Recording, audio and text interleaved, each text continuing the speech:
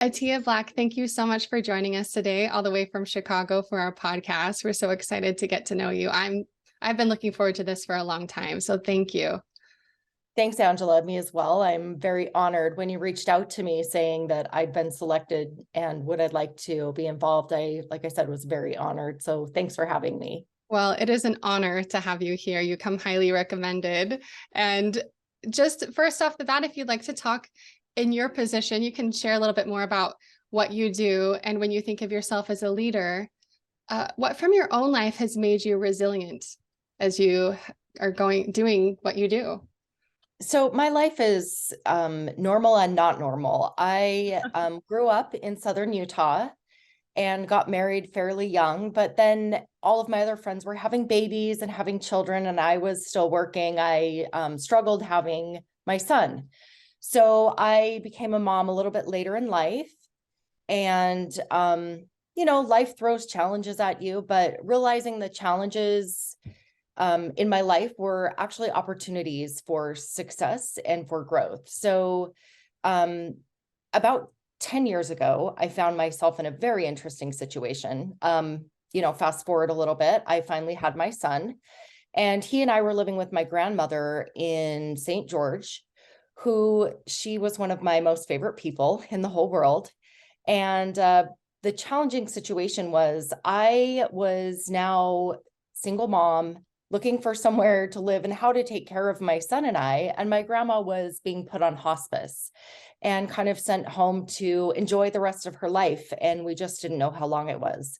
So the opportunity to spend some wonderful, cherished last years of my life with a woman that I looked up to and loved so much, but also finding myself in a position where now I've got to figure out, as a woman and a mother, how am I going to support my son and myself in a way that was going to put us in good situations and places for my son to have a good education and to live a good life. Yeah. And so at that time, I'm at my grandma's house. I remember sitting down at my desk and your head in your hands going, what am I going to do? How am I going to figure this out?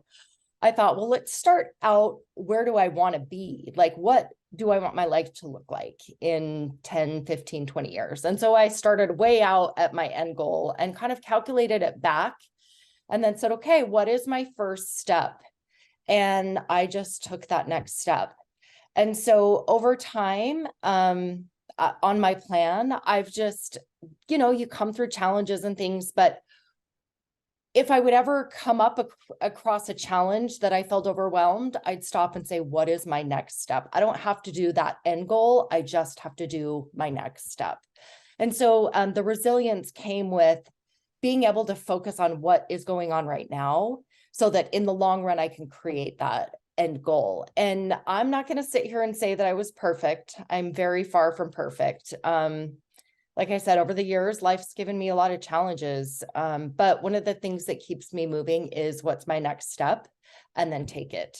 So I'm not viewed as, at least in my opinion, as a leader in the way of, I'm saying, amazing things and giving these wonderful speeches and telling people this is how you do it. I'm more seen by my peers as a leader in my everyday life and just the way I live my life and the decisions and choices that I make in living. To me, that's such a beautiful and more powerful way to be a leader. I think, that very obvious leader is needed in the world in many forms, and they can be inspiring. But I think the everyday, quiet people putting their heads down, making those decisions like what you have done. And then when we see those people in the world, whether it's colleagues or neighbors or friends or family or strangers, those are the people that make a difference. Those are the people that change us. And just hearing your story right now, I feel so inspired because it's given me an idea for what I would like to do in my life, to have kind of that, be more conscientious of that end goal. And the way that I heard you explain it, it kind of felt like a safety net almost. You went and planned this, looking at that end goal, and then worked backwards and had this plan in place. And then by doing that, you could focus on the here and now and kind of have that safety net of knowing that was out there, but you didn't have to worry about it. And to me, that's inspiring. That's something I need to do. So that's incredible. But I do think that those are the kinds of leaders that make a huge impact. So I guess, what did you end up doing from there? This is kind of going off script of some of the things we're talking about, but I'm curious, as you went through that process, what ended up happening? Do you know what I I'm appreciate you asking. Yeah. So I need to know the story, the rest of the story. So my grandma ended up passing away, and it was a beautiful experience. I like still cherish it today, like being there with her and holding her hand, and just very precious. And even now I absolutely love her and her example. She was another woman in my life who led other people by example as well. And so I ended up moving up to Orem, Utah, and next to another one of my favorite women, my sister. And she and I raised our kids in the same elementary school. And I went to work full time and working for a data and analytics company in software, selling software up in northern Utah. And my sister would watch my son after school. And because she was there to support me and help me do that, I was able to work full time and move on in my career, which is where I kind of got introduced to Kelly and how this whole thing has played out. But being able to make that transition and have the support of my sister behind me, and women in general, like having women behind me that are supporting me, knowing, okay, I've got that safety net again. If I need something, I can call this person or that person, or while I, go to work and take care of my son and I. So moved up into that company and started at the ground level, started doing phone sales and working, and really just hit the ground running. I had goals in mind and I was there to achieve them. So in the first couple of months there, I started hitting sales goals and transitioned, moving myself up through the company. And while I did that, I was still had in mind, what's my next step? What's my goal? And one of those goals was to progress in the company and grow into leadership. And so I did. I started to grow up and transition up into leadership and better roles in the company. But while I did that, I quietly watched for other women coming in. We know sales is inherently a men's company, and the ratio is definitely skewed, not in our favor. And so I wanted to help elevate other women in sales that came in. So I met one of our other sales women came in, and her name's Veronica. I absolutely love her. She and I are still good friends. I kind of reached out to her and said, hey, is there anything you need? Can I help you with anything? And I did it to several women. And there were a few that leaned into that and wanted to find the help and utilize the help so that we could kind of work together at the company and seek ways that we could leverage and support each other there. So kind of a long-winded way of how that transitioned for me from living at my grandma's house to now being more in business and in a leadership role. Right. That's fascinating to me. And it's so inspiring from the standpoint of, we hear sometimes women feeling this sense of, like you said, you're in a world where men are in sales or whatever, we're the minority, and to find allies with other women and to support each other instead of an idea of competition is a huge example of leadership and what we can do to get some ground and strength and support one another.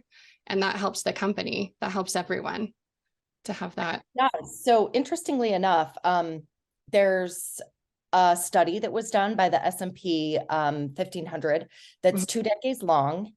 And wow.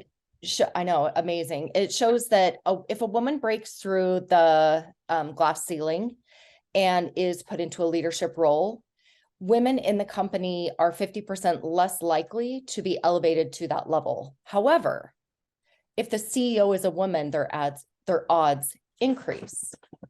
So what they related that to is when women elevate other women, we make our chances, we help each other grow in larger ways. Exactly. It's really impactful. There's a lot of studies that have been done by that, as well as a similar study that they did spoke about how the companies that had women on their leadership or boards were financially did better than all men boards. So, I mean, that's what I was thinking about when, as you were talking about this, that everyone, there's progress for everyone when this occurs. yes. Amazing. Yeah. And it's not just in, feelings or whatever. There's hard data to prove that as well. Yes. So, yep. I wish I could remember the study. I had read one that talked about, it was in policymaking, that when they brought women into the conversation, that the discussions took longer, there was more thought, but they also made more progress, and there were more positive benefits at the end of that. So there was more critical thinking going on. That's what it amounted to. I think I read the same one. They mentioned that women would show up having read all the notes to the board meeting. I love that. And the men started showing up having all read all the notes, and they were making much more progress, because then the men were like, crap, I got to show up. These women are prepared. Got to show up prepared. Well, what's great about that is that we help each other. We become allies instead of competitors. And I think that's the point of this, is that we want to see everyone succeed regardless of gender, right? But then to acknowledge that we come with our strengths and we support each other as well. Yes, so fascinating. It really is, isn't it? It is. I love these studies. We need to do another podcast with just our studies. Let's plan that one. I would love to. There's actually I'm sure you've heard of him, Adam Grant. He's written several books, but I listened to a podcast called Power Moves. Well, it's not a podcast. I think it's a book, like a small book or something, but it's called Power Moves. Okay. And chapter 3 in that is called Powerful Women. And I've listened to that several times over the last 10 years. And obviously different things jump out to me at different times, but he does mention those studies that we were just talking about, as well as something that I felt was really impactful. It said men are more confident, but women are more competent. Yes. So that goes along with what you're saying, how when we lean on each other, we definitely elevate. Right. Oh, that's powerful. Okay, for our listeners again, can you tell us the author and the name of that book? Yes, the book is called Power Moves by Adam Grant. Adam Grant. And if you want to hear the chapter that I was referring to, it's chapter 3 called Powerful Women. Okay. We'll put that in the notes as well. Moving on and talking about your in the workplace, in your life, in the world, how have your difficult and exhilarating experiences led you to support others in making progress in the business world? And we've touched upon this, but is there anything else that comes to mind? Yeah, a little bit. I very early on became aware that as a woman, when women do well and tend to have confidence, they are seen negatively, both by men and women. And so I had to find ways to show up and be non-threatening. Right. Also do my best work and have the best attitude. So sometimes that would correlate in understanding I'm going to have to show up and do double the work. It's just known. I'm going to have to work harder to get the same opportunity, or I'm going to have to offer to do more things. Like there's committees and they need people to help in this committee and that committee and that committee. And I'm going to have to stretch myself pretty thin, but being willing to help and be seen was huge for me, because I was in a man's world. And if I could make my face seen more and more, they were going to see that Atia is, willing to do the hard work, and she's willing to put in the time and effort. And so that, I feel like, made a big impact in giving myself opportunities, because I was out there enough and having conversations and learning more and more and more, so that when it came down to giving opportunities, my name was, in the running, because I'd been there.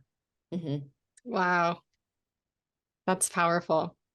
So coming back to talking about the way that you supported and helped others make progress in the world, but also you had to work twice as hard and then paid the price to then be in the running for opportunities and for advancement. Did I get that right? In Yeah. a small nutshell. Mm-hmm. So what I know is that when others talk about you, they often mention ways in which you create a community where everyone, regardless of background, culture, ideas, they feel safe, accepted, and valued. So what are the things, this is magic here, what are the things that you do to make that happen? I do get told that. And, I really appreciate that people see me that way. I try really hard to live authentically. I, like I mentioned before, there's a lot of challenges that I faced in my life, and I didn't ever sugarcoat it. I didn't ever want to pretend like it wasn't what it was, or that, life was easy. And often I didn't live an Instagram life. I've been willing to share my vulnerabilities and my authenticity, and be myself. So sometimes that comes off being a little quirky or a little awkward sometimes, but we're all awkward, and we all, like, when you're vulnerable and authentic, people tend to lean into that and really personalize and relate to that. And that's important to me. I want to make those connections that are real. I mean, don't get me wrong. People that can hold themselves together and keep it all straight. And I mean, I wish I could be those people, but I'm just not. And I tend to find the people who are outliers and want to get to know them and what makes them who they are. Mm. So the things about me, I'm different. I don't want to, I mean, not that I don't want to, but I just understand myself that I'm not somebody that is a leader in the limelight. I tend to just do my own thing, and people are drawn to my authenticity, I guess, and also my quirkiness. And sometimes when I do become awkward, I just can make it a good joke, and everybody else would laugh. So laughing makes everything better, right? Right. I so love that. I think there's such a freedom in being authentic and being willing to be weird and awkward and laugh about it and to sometimes call it what it is. And I think it gives other people permission to let go and to kind of drop the facade where there's pressure, and then to make those connections that you talk about. And I think that maybe that is part of your gift in being able to find those outliers, the people that need extra support, or just somebody who doesn't care if they're awkward, that can relate to that awkwardness in a way, even.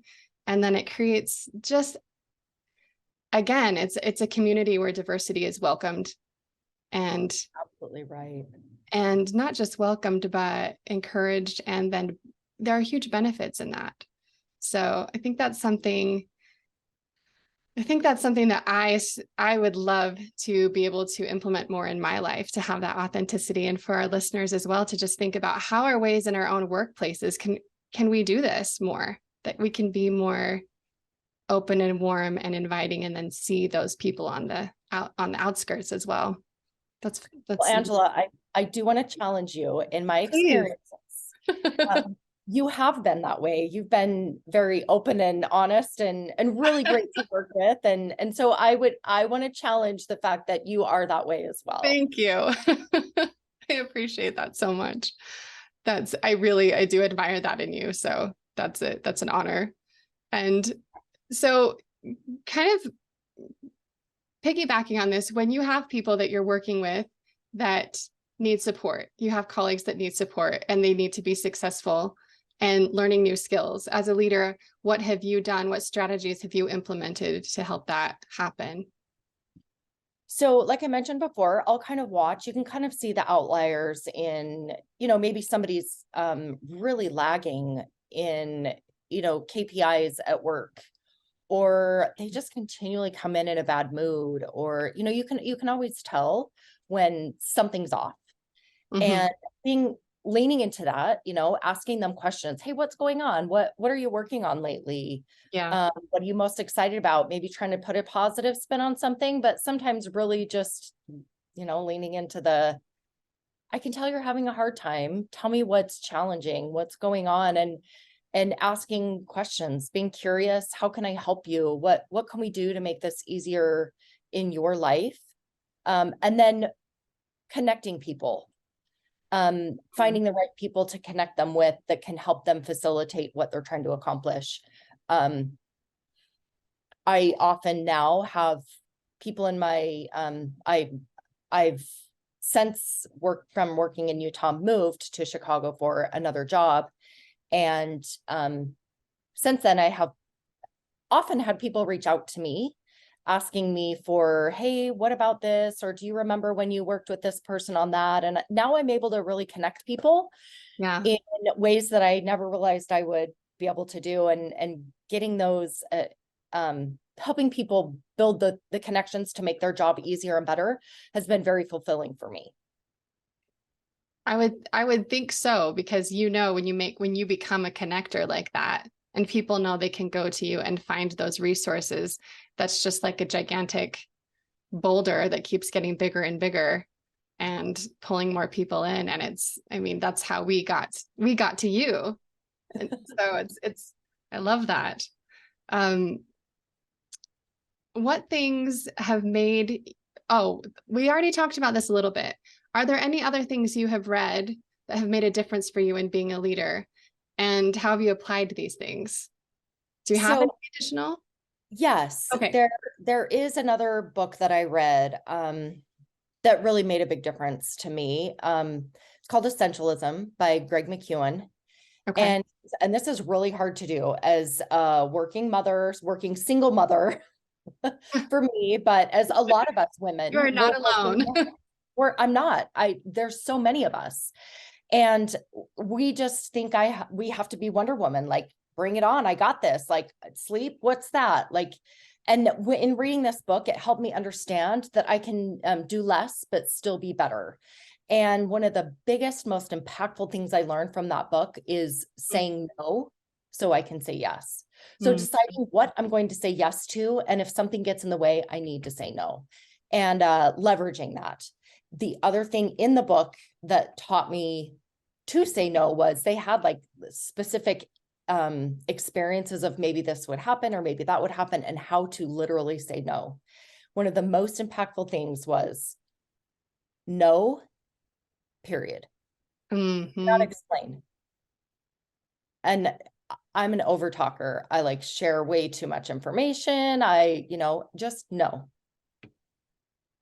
I was just listening to a podcast probably 2 days ago where a woman said she struggled with this in her life, in the business world, that she always needed to give a reason. And so she started practicing saying no without any explanation or justification, and how she lived with guilt from that she still struggles with that, but she's getting better.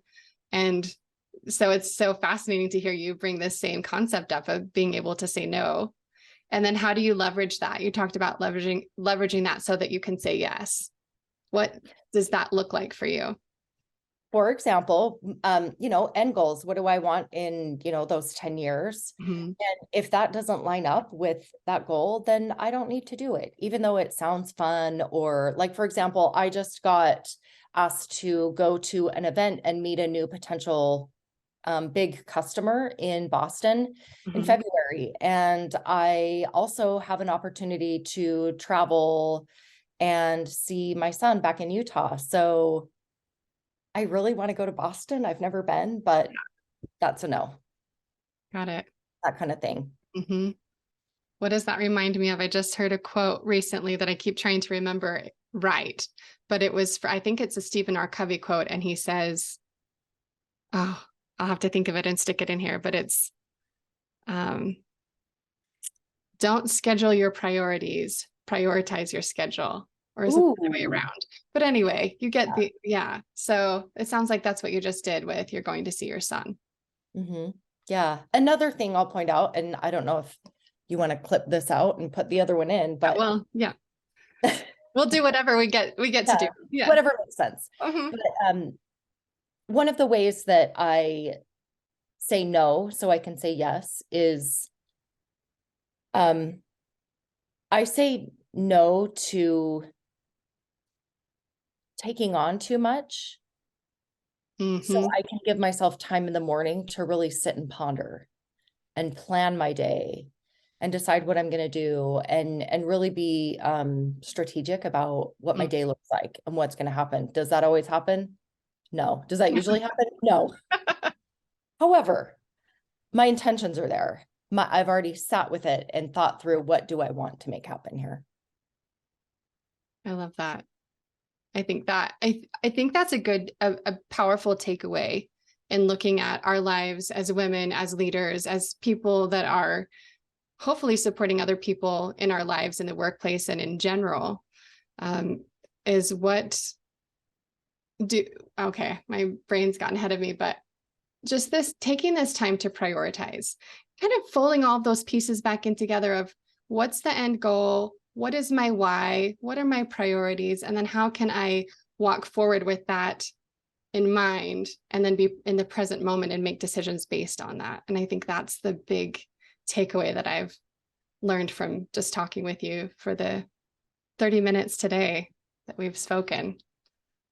Yeah, well, if I can give you any type of advice, that's what I would give you. Decide what you want in life and take the next step to make that happen every day. Inspiring and powerful. And it's such an honor to be able to speak with you today. It's been enlightening. And I hope that our listeners have gained some of those nuggets of wisdom that you've shared. I hope that they will be able to take some of that and implement it. I know I will. So thank you for taking the time today to speak with us. And again, let's set up another time to do Absolutely. this Thanks, together. Angela. Thank Appreciate it. you.